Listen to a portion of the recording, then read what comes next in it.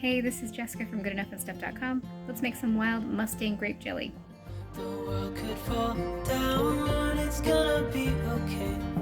The sun could go out, we're gonna be okay. If all the blue skies fade to gray, we're gonna be okay.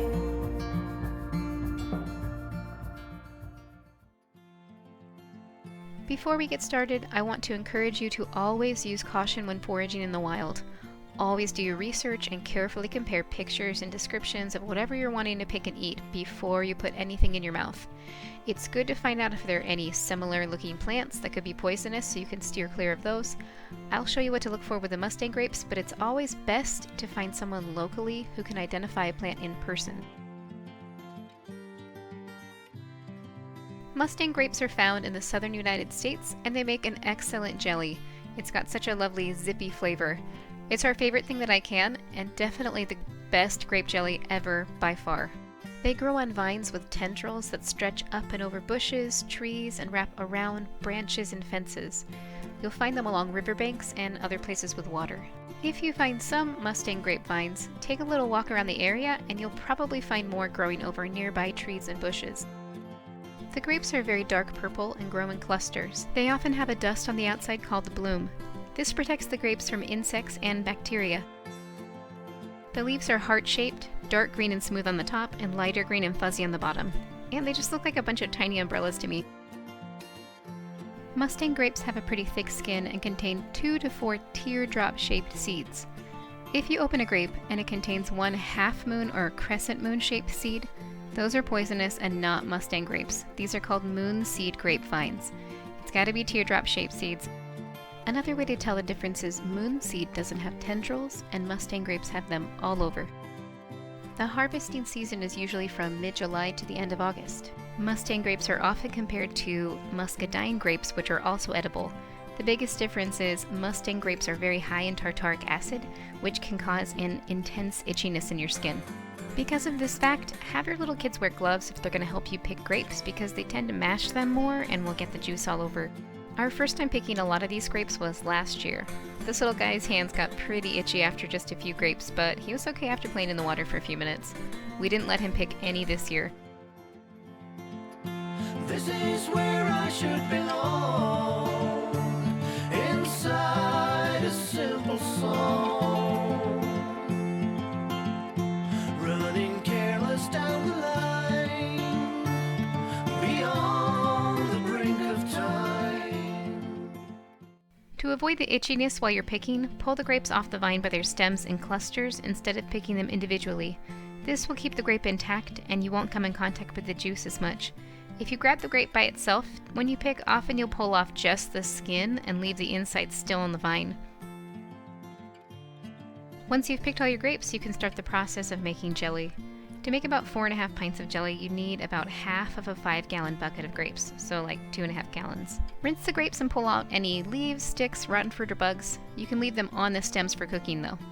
You might want to use gloves for this step too. This part made my hands pretty itchy, and Nathan sorted and cleaned a double batch by himself, and he said his hands still itched the next day, so maybe gloves. I know this sounds pretty off-putting, but I promise the jelly is good and really worth it. Dump your grapes into a large pot with 2 cups of water and use something to mash them. I'm using a chunk of wood in a bag. You can use a potato masher or whatever you've got around.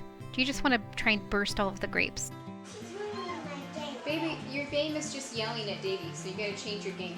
Bring that whole pot to boil, then boil for 10 minutes. Make sure to stir it frequently so the grapes don't burn on the bottom. Next, strain all the skin, seeds, pulp, and stems. You'll be left with this beautiful magenta, extremely sour grape juice. You should have about 6 cups of grape juice at this point. The juice is still really acidic, so you need to let it sit for a while. Pour your juice into a container with a lid and leave it in the fridge undisturbed for 2 to 3 days. While it sits, sludgy sediment will collect at the bottom and tiny crystals will form on the sides and the bottom of the container. These are tartaric acid crystals. That's basically where cream of tartar comes from. It's the residue left over in the wine barrels. Pretty cool. You can harvest these crystals by rinsing the container lightly with cold water while they're still stuck to the sides and bottom.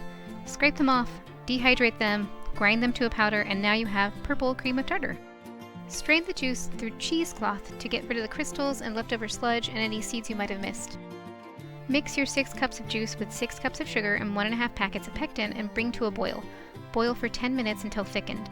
Skim off any foam from the top. You can tell it's thickened by putting a plate in the freezer until it's chilled. Then spoon a small amount of jelly, like a quarter size of jelly, onto the frozen plate and then put it back into the freezer for about 20 seconds. Pull it out and hold the plate vertical. If the jelly drips quickly down the plate, it's not done.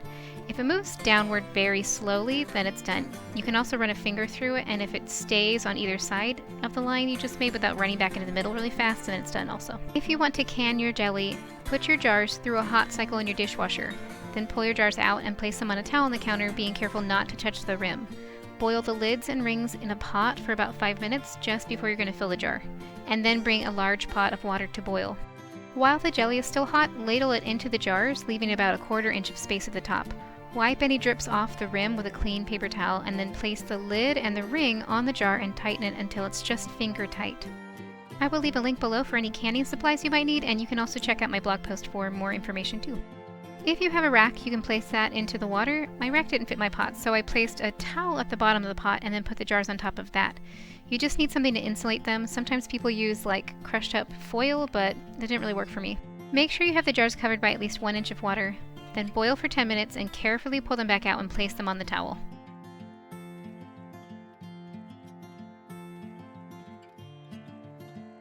And yes, I am aware that I'm using the jar gripper thing upside down.